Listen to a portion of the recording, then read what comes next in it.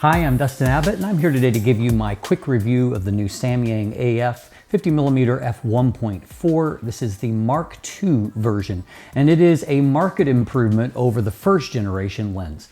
I'm filming on the lens, or with the lens at the moment, mounted on my Sony Alpha 1, and so you get a sense of its video performance and how it does in tracking my face during this particular segment.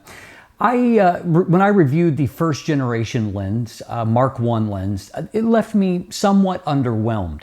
There were things that I really liked about it. It had great light transmission. It had very nice looking bokeh.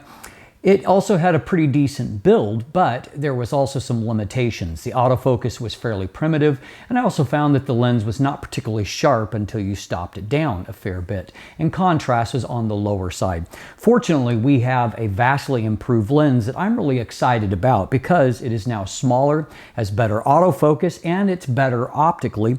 And at a price point of around $700 US, it offers a lot of value for those that are looking for a 50mm wide aperture prime for their Sony full frame mirrorless camera.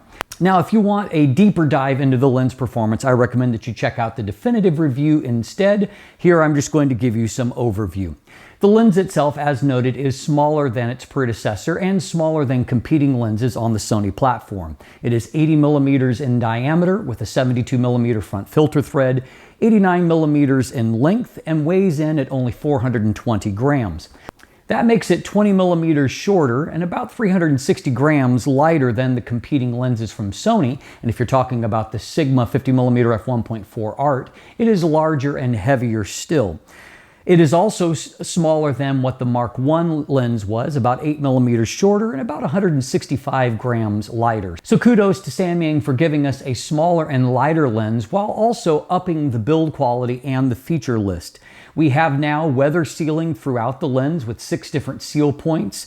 We also have now a custom switch where you can set it up to where changing the switch allows you to change the behavior of the ring between either an aperture ring or a focus ring, which is certainly welcome. And we now have a focus hold button like you find on equivalent Sony lenses. And that, of course, can be programmed to a variety of functions from within your camera.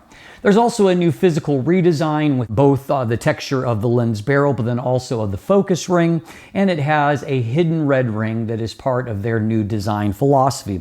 All in all, it is a modern looking, attractive looking lens, and I think that they've done a great job in executing it.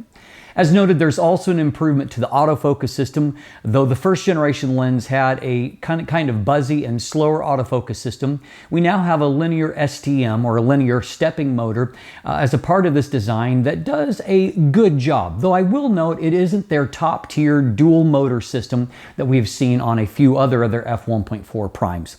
As a byproduct, you'll find that while focus speed is good in most applications, that if you're making a major focus shift from up close to infinity, you will see just a tiny bit of lag for a split second before focus is achieved.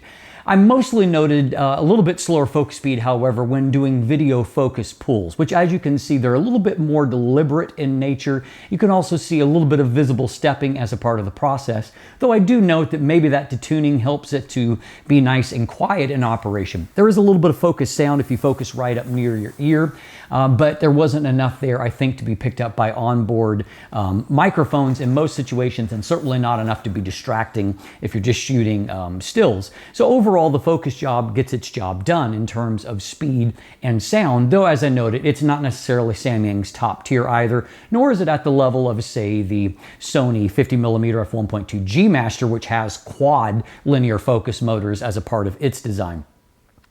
What I did find, however, is very good focus consistency. And I know that there are some concerns out there, but as far as I could detect in any of my portrait work for myself, and then I also was the model for one. It's been freezing outside, minus 25, minus 30, minus 35 Celsius. And so as a byproduct, not very good portrait weather. So I made myself the sacrificial lamb instead. And my assistant Craig was using a lens he had never used before, and then also a camera he had never used before in the new Sony a7 IV for this portrait series. And fortunately, I went through all of the varying focus results, and they were all accurately focused, which also showed my own results when taking pictures of humans and then also of animals, even in low light conditions. And so overall, I was quite pleased with my focus accuracy and consistency for my test. So as noted, we have a new optical design here and a much improved optical performance.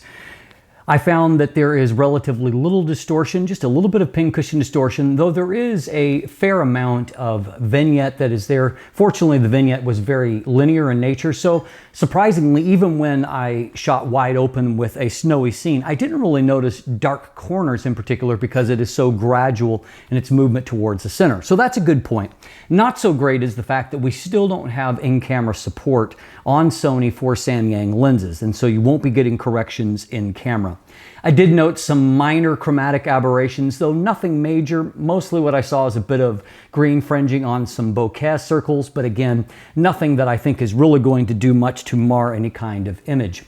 What I found also is extremely sharp performance in the center of the frame. Actually very strong even when compared to like the Sony Zeiss 50mm F1.4 Planar, and it even held up well in comparison to the GM lens. Though those lenses are stronger as you move out towards the corner, where the Samyang isn't as strong. Though I would argue that you have great sharpness in the places where you need it most, you know, the center 2/3 of the frame. As you stop the lens down, it becomes sharper still to where by smaller apertures of f2.8 and smaller, you are extremely sharp all across the frame. The bokeh quality is also really nice from the lens. I found that the geometry was good, but then also just the general rendering from the lens is really nice. And in a surprising twist, I actually found flare resistance to be quite good, whether at wide aperture or even when stopped down, even when panning across the sun. That's really surprising in my experience, and it also adds to the value of this lens as a portrait lens if you want to backlight your subject. So in conclusion, this lens offers, I believe, a really strong value at $700 US and a good alternative if your budget doesn't extend to the exceptional, 50mm f1.2 G Master lens, which is one of, if not the best 50mm lenses I've ever tested. It is extraordinary, but it's also around $2,000. And so in this case, you get a fair bit of that performance at a much lower price point. And I believe that Samyang has done what I wanted to see them do in upgrading this lens. I'm Dustin Abbott, and if you want even more information, you can check out my text review that's linked in the description. Also, there's an image gallery if you want to see photos. There's buying links there if you want to follow up with purchasing one. Also, linkage to follow myself or Craig on social media, to become a patron, to purchase channel merchandise. And of course, if you haven't already, please click that subscribe button right here on YouTube. Thanks for watching. Have a great day, and let the light in.